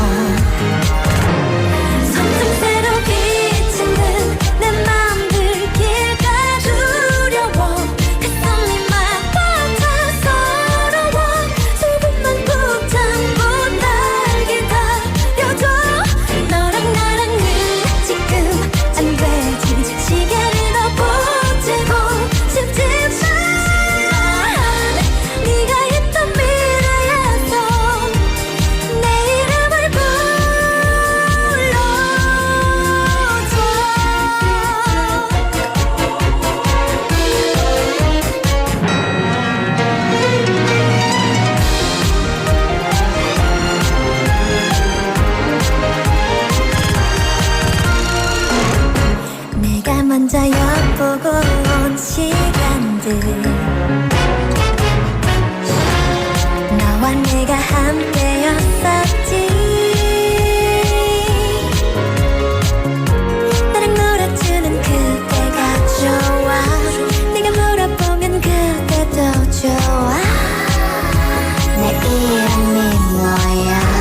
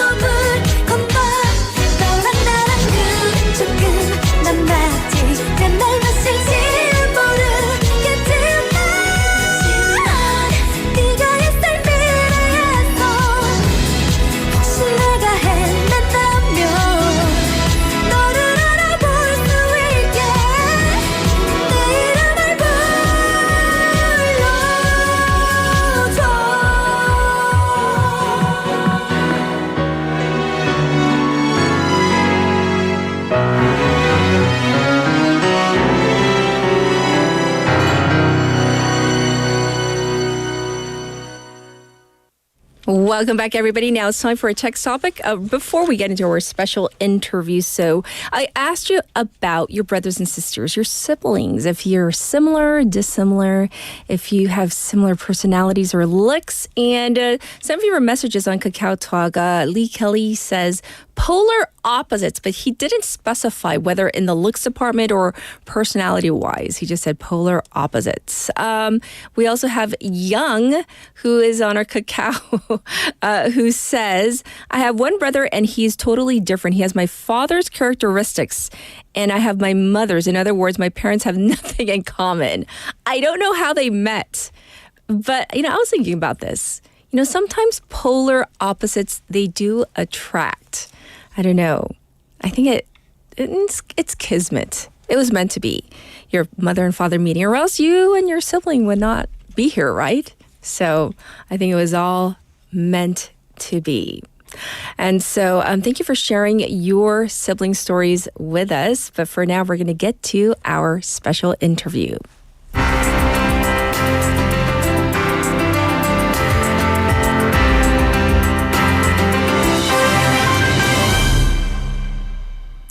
Tensions between Israel and the Lebanese militant group Hezbollah have escalated sharply in recent weeks, as we've been telling you through our news, raising fears of a possible full-scale war. Both sides have engaged in rocket fire and airstrikes, and we all remember the shock of the pager and walkie-talkie explosions in Lebanon. As the conflict intensifies, many are questioning whether war can still be avoided, or are we really, I don't know, can we just say it's war at this point? So outside powers, including Iran and the U.S., are playing significant roles in influencing the situation and the potential outcomes. Let's find out more with Professor Asher Kaufman, Professor of History and Peace Studies and Director of the Kroc Institute for International Peace Studies at the University of Notre Dame. Let's see what he has to say. Hi, welcome to our program. Thank you for having me. Yes. So with a recent uptick in this violence between Israel and Hezbollah, would you say that full-scale war is imminent? What do you say, Professor? I think that unfortunately we're getting closer to it. It is still avoidable with the right and strong diplomatic pressure, and it is still avoidable also given the fact that I think the two parties are still not interested in a full-scale war, even if they are stepping right into that kind of possible scenario. Yes. And so in terms of trying to prevent it, how can it be prevented? Because we've been hearing, for example, about the pager and the walkie-talkie explosions, the escalation in the past several days. So how can it be prevented? So there has to be a lot of pressure, both on Israel and on Hezbollah, to scale down. This could happen through U.S. involvement, through Iranians' involvement. I don't think that Iran is interested in a full-scale war right now. So a lot of pressure on the two main players right now, Israel and Hezbollah. And, there has been a possible solution for months now, a ceasefire in Gaza that could lead to de-escalation between Israel and Hezbollah in the north. But this ceasefire in Gaza has not been achieved yet, and who knows when it would be. Yes. And so if we can backtrack a little bit, Professor, because some of our listeners may not fully understand the history, if you can explain the history between Israel and Hezbollah? Right. So Hezbollah was formed in 1982 in two very important historical contexts. One was the Israeli invasion of Lebanon in 1982, and the other was the Islamic Republic in Iran that was formed in 1979 and that began establishing roots extensions across the Middle East in an effort to export its revolution. So Iran facilitated the establishment of Hezbollah in 82, and the invasion of Israel in 82 was the main catalyst for its the beginning of its military operations. And from 82 until the present, both Israel and Iran have been exchanging, tit for tat conflicts, battles, cross-border skirmishes, always when Iran is actually in the back supporting Hezbollah militarily, logistically, financially. And so you brought up Iran right now, Professor. So I also want to make that link clearer for our listeners. So why is Iran always in the background? What's the link between Iran and the situation? So, as I was saying, with the formation of the Islamic Republic in Iran in 1979, yes, one of the main goals of the Islamic Republic was to export its revolution, and they did so by creating these regional proxies throughout the Middle East. Right. And Hezbollah is by far the most advanced, efficient, and loyal proxy of Iran. And of all of Iran's proxies in the Middle East, Hezbollah is also the closest to Israel, which serves for Iran as an important extension in its struggle for hegemonic power against Israel in the Middle East. Yes, yes. And so what do you think were the main objective with Israel, with its goals, with its recent attacks allegedly in Lebanon? So, these cross-border exchanges between Israel and Hezbollah have started on October 8th, a day after Hamas massacre in southern Israel. Hezbollah began that on October 8th in solidarity with Hamas. And ever since, Israel and Hezbollah have been exchanging these cross-border fire, blows, and in dynamics, in a spiral dynamics that has led us to this point where we may be facing the possibility of an all-out war between them.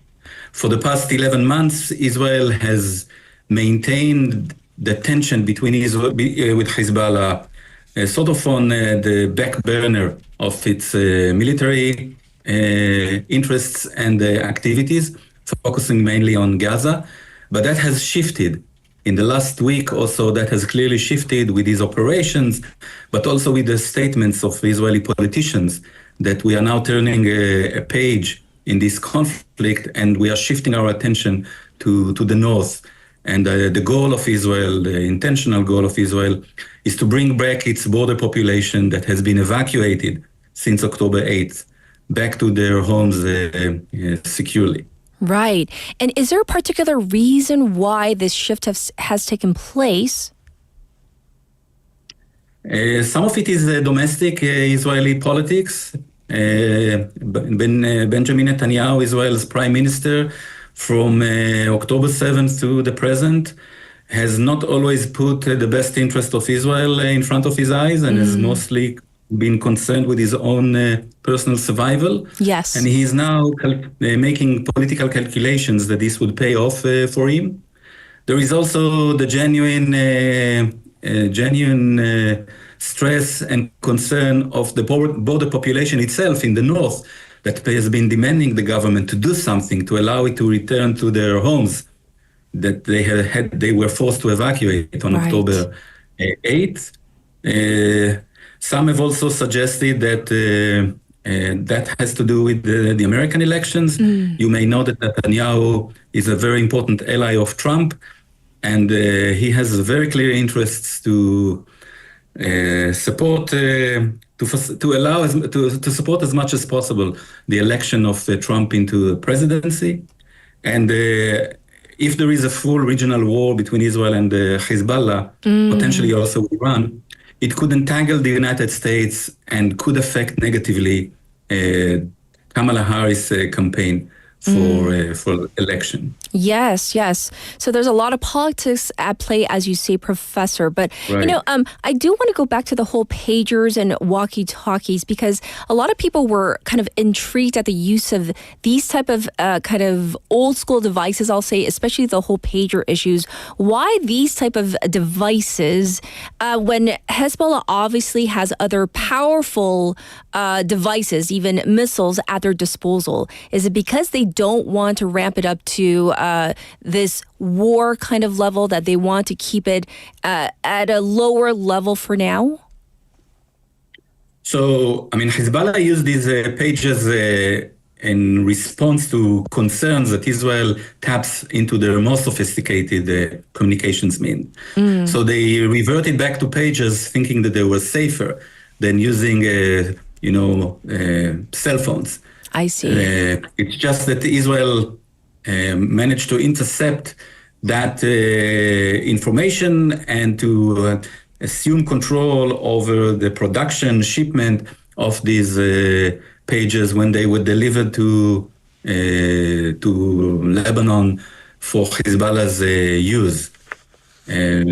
So this is why Hezbollah used these pages, which were, technologically are less sophisticated, but they ended up being really problematic for the organization because Israel managed to really in a spectacular, from a technical point of view, it was a spectacular operation that really weakened Hezbollah significantly. Yes. But if it were to get to the point of a full-blown war, what are we looking at? Because the impact of a full-blown war, we're not just talking about Israel or Hezbollah. I mean, we're talking about other entities, Iran, the U.S., other countries that would also be impacted. So what are we looking at, Professor? So if we get to this point of a full war between Israel and Hezbollah, yes, we would for sure see Lebanon devastated completely. Beirut, as some politicians in Israel say, they would return Beirut to the Stone Age. I think you would see major devastation also inside Israel.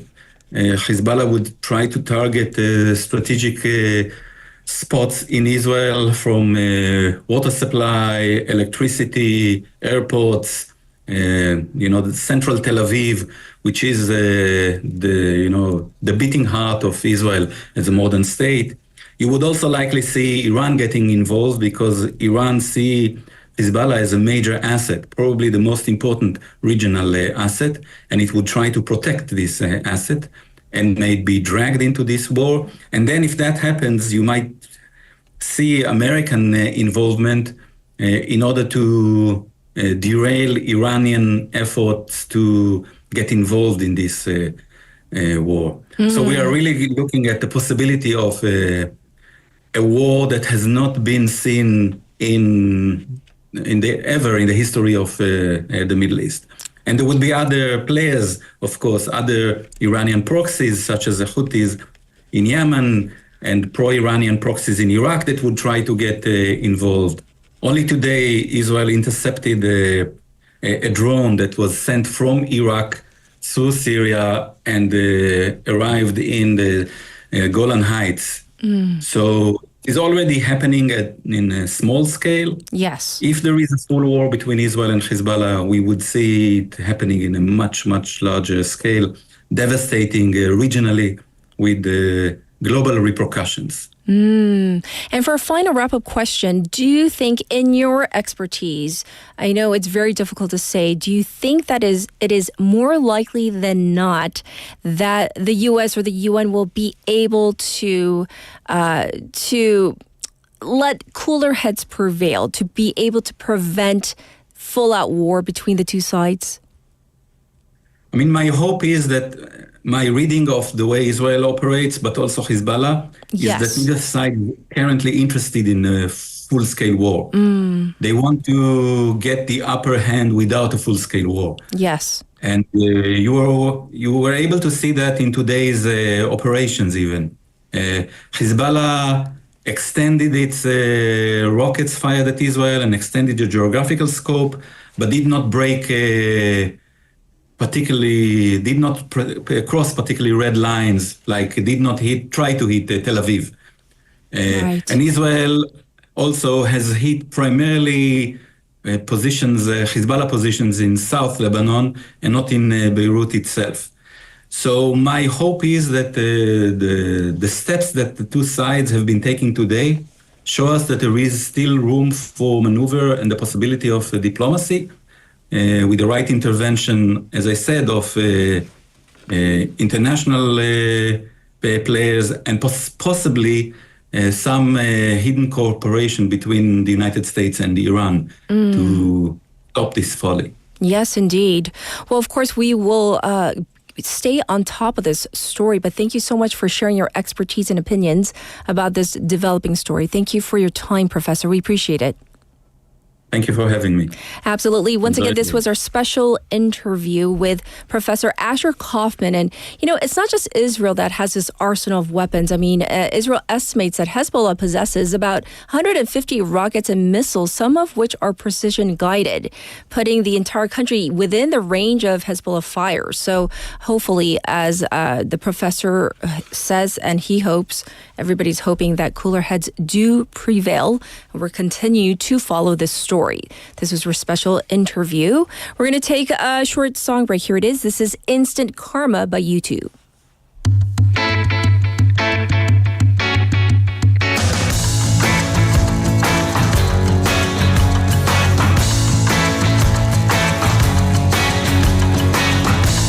Karma's gonna get you.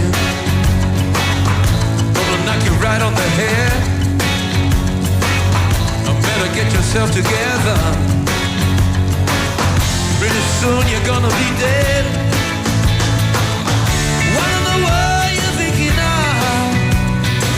Laughing in the face of love. What on earth you trying to do? It's up to you, yeah, you. Mr. Karma's gonna get you. You get you right in the face.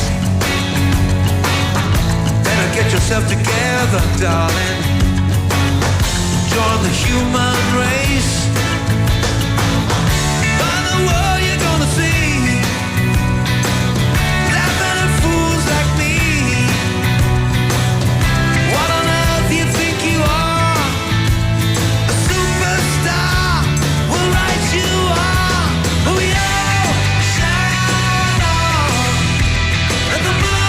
The stars and the sun, we all shine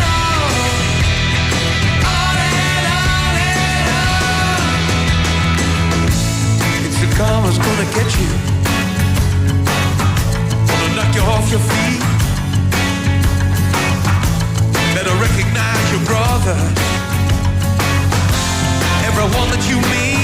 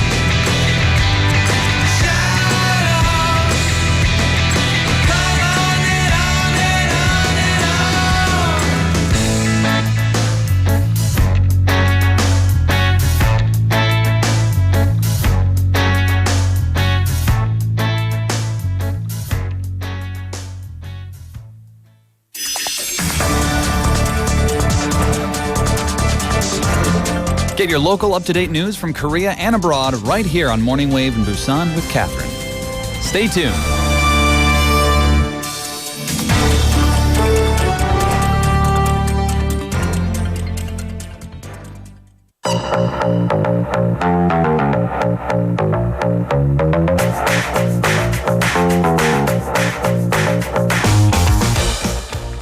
It is now time for Business Perspectives. We have Bobby in the house. Good morning. Good morning, Catherine. How are you? Great. How are you? Oh, boy, it was awesome just to come in this morning. The weather is great. I love it. Can we just freeze? Yes. The weather. Yeah. Because it's so perfect. Oh boy. This is like the perfect weather. I got a sweater on. I know it's like sweater weather. mid-20s. Don't want it to go up. I was so looking forward to this weather even from last week. I kept on looking at the forecast. And I got to ask you Yeah. about your siblings. Do you have any siblings? Yes, I do. Okay. So I have the older brother, an older sister, and a younger foster sister. Yes. So yeah. full family, full house. Family, yeah. And are you guys similar in any ways? Like looks-wise, personality-wise? I don't think we look very similar. Personality-wise, I think we're pretty social in general. But so my sister and I are very social. My brother is the most reserved, but he's the oldest, and so he He's kind of the takes that Majida. role, Yeah. right, as the most responsible one. Yes. But yeah, so I think. Do you get along with him? I'm very close. I'm closer with my sister. Than my that's brother. a no. Yes. That's a nice way of saying not really. Yes. What's the age gap between you and your older brother? Okay, 4 years. So we're my sister, myself, and my brother were all 2 years apart. Oh, got it, and got two it. grades 2-2. apart. Uh-huh. And then foster sister 9 years younger than me. Oh, wow, So, that's a big there's gap. age. Oh. But yeah, it's 2-2. pretty fun. Yes. Oh. 2-2-9. I see the dynamics already. And then Bobby being the magne with his laughing. Yeah. And with, So, with the oldest brother being kind of like, reserved. yeah, keep it quiet. Pipe it down. Keep it down, Bobby. Don't do that again. Does he call you Robert? No. Well, He calls you okay, Bobby? So my Korean name is Chebo. And Chebo. Tebo? Yeah, very uncommon. And so Chebo. it just within my family, my nickname's just Cheb. Jeb. That's it. That's Really? it. Yeah. Jeb? Jeb. Oh, That's all so he calls you Jeb? Yeah, or he calls me Bobby or Jeb. My sister always calls me Jeb. Okay. Fun facts. Love it. This Monday Love morning. it. Yes, and they're saying, I love Bobby's energy. Oh, thank you. I Yeah. love coming here. Yes. Let's dive into our topic for today. Oh, but I do have a follow-up question for you. Yes. The Chuseok family tradition in your household. Yes. The mandu making party. Oh, yeah. Oh, I forgot to get to take photos. Was there a winner this year? This year, drum roll. The winner. Okay. So we had a family guest over. Like a celebrity chef. He actually made the prettiest mandu. Wow. The taste was all the same because the sogun, the stuffing was the same, but he made the prettiest. Wow. So yeah. Wow. Kudos to him. So we're gonna move on All right. to So our topic for this week. Yes. We're going to talk about Hallyu, the Korean wave. Okay. All right, and the phenomenon it has caused, the cultural phenomenon. And I have another question for you. Right. When was the first time you remember hearing the term Hallyu? Hallyu. Do you remember that? 'Cause That's a good question. Yeah. 'Cause When for- did you first hear it? I heard it like 2 years ago. 2 years. Yeah, I know. 2 years ago since I've been living here, and just What? that's the first time I heard of it. Yeah, and that it really piqued my interest. I'm like, they made a term for this, Really? And I didn't know about it. Were you living under a rock? Kind of. Yes, A little bit. yes. Okay. No, I heard it I would say almost 20 years ago. I heard about it. I did hear about it, but not as much as I did in Korea, though. I'll be honest. Really? Right. The K wave. I heard it more about in Korea than I did in America. That's true. Yes.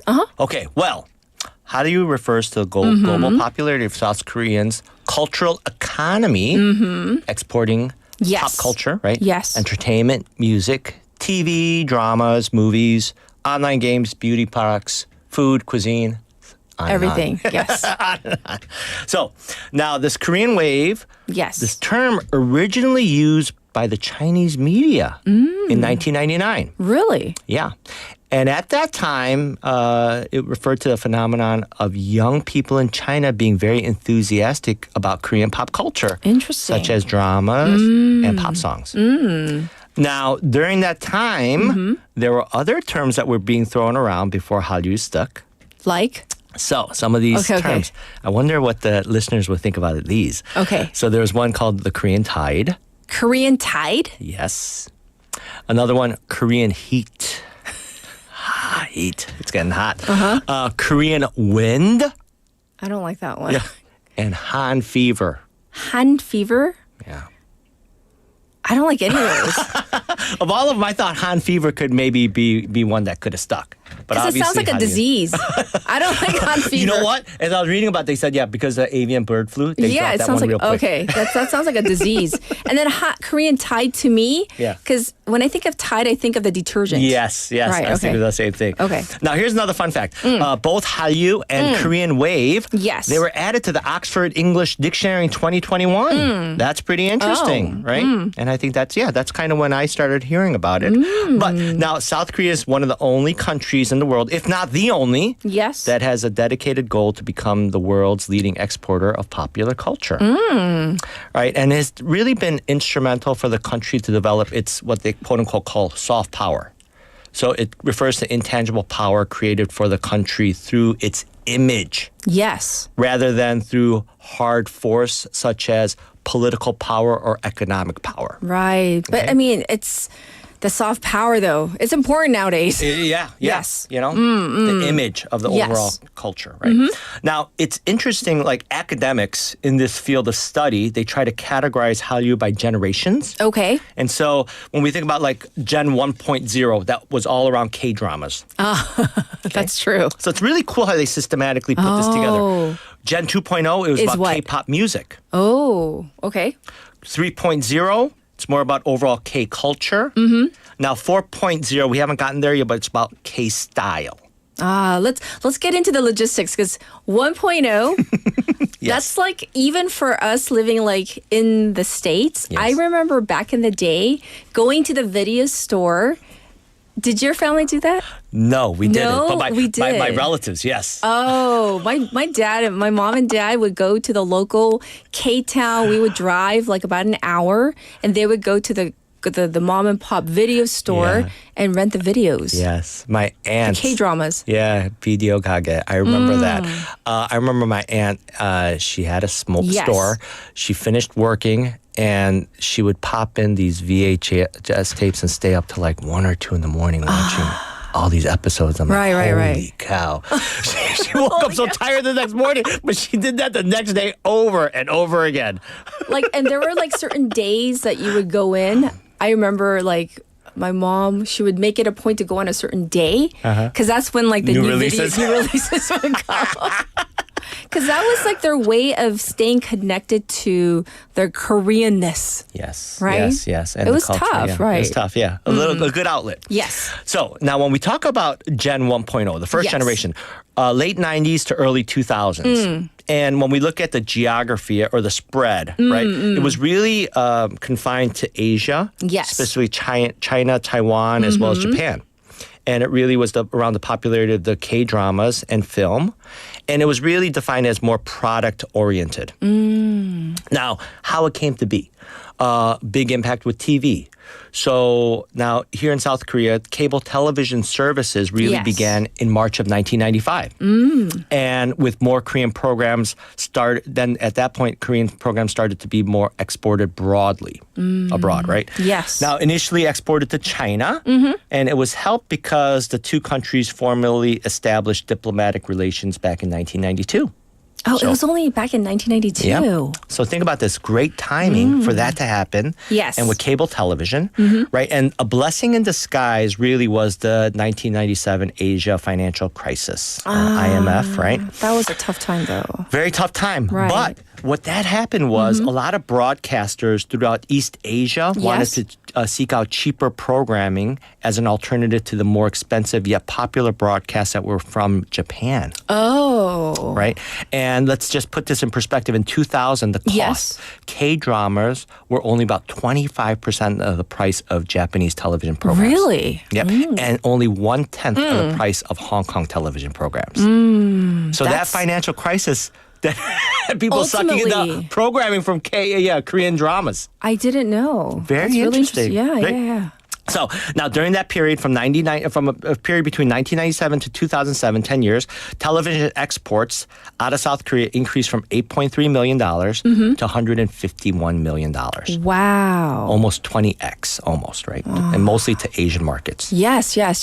So that's just 1.0. 1.0. The first generation. First gen. Okay. Second gen. Okay, Hallyu so we're 2.0. going to only get through second generation today, I think. Okay.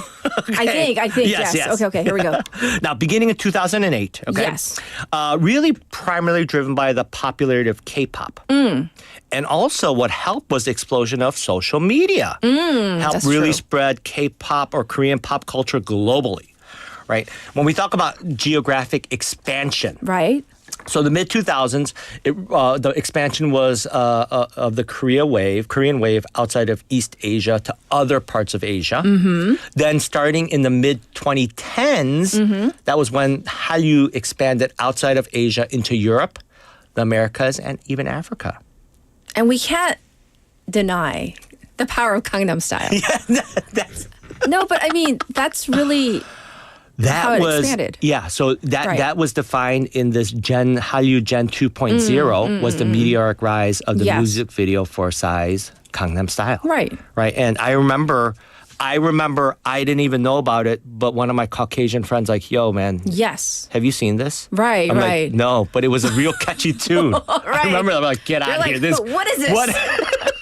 Exactly. And we just started playing in the office all day the that day. time. Right. So that was defined by this generation. Exactly. Also, now during COVID, there was a poll that was conducted by the Ministry of Culture, Sports, and Tourism, and the 3 most popular TV programs internationally were what? Crash Landing on You. Okay. It's Okay Not to Be Okay. And The World of the Married. So those 3 were the top 3 internationally. During the pandemic. Escapism. Right. Now, so think about the Asia financial crisis. That really led to the spur of Gen 1.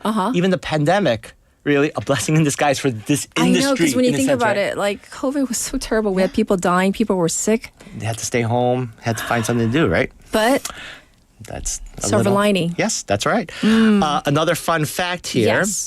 September 2022, the Victoria and Albert Museum in London, which is the world's largest museum of applied arts, decorative arts, and design, has hosted the exhibition Hallyu, the Korean Wave. Yes. Showcasing the history of the Korean wave in fashion, music, dance, and art. All right, so we're going to hit pause because we've hit the end of the time for today. But the thing is, I mean, this is, you've brought us such, like, the whole, interesting part about K-dramas being a quarter of the price of Japanese TV program, a tenth of Hong Kong. But that kind of really started it all. Yes. So it was by necessity for those other Asian countries that wanted programming on the cheap. Yes. It was more of a necessity for them. Didn't know it was a great opportunity for Hallyu. Yes. Well, we're going to call it a wrap for today, but thank you so much. We'll continue our discussion next week. Have a great week, everyone. All right, everybody, this was Bobby, and we're going to end it with Benny's song request, Love, Love, Love by Epic High. Have a good one, everybody. See you tomorrow. Bye.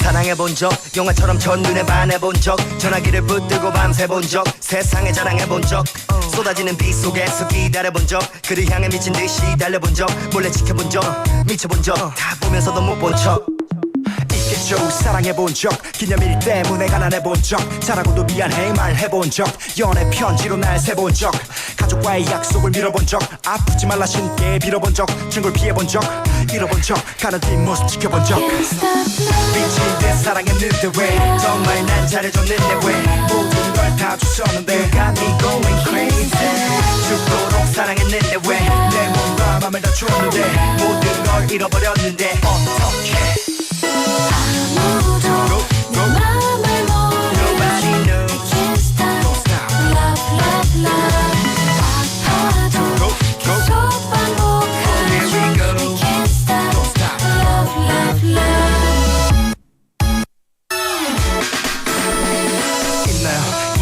적 빗물에 화장을 지원해본 적 긴 생머리 잘라내본 적 끄는 담배를 쥐어본 적 혹시라도 마주치니까 자리 피해본 적 보내지도 못할 편지 적어본 적 술에 마취돼서 전화 걸어본 적 여보세요 입이 얼어본 적 있겠죠 이별해본 적 사랑했던 만큼 미워해본 적 읽지도 못한 편지 찢어본 적 잊지도 못할 전화번호 지워본 적 기념일을 혼자 챙겨본 적 사진들을 다 불태워본 적 이 세상의 모든 이별 노래가 당신 얘길 거라 생각해본 적 미친 듯 사랑했는데 왜 정말 난 잘해줬는데 왜 모든 걸 다 주셨는데 You got me going crazy 죽도록 사랑했는데 왜 내 몸과 맘을 다 줬는데 모든 걸 잃어버렸는데 어떡해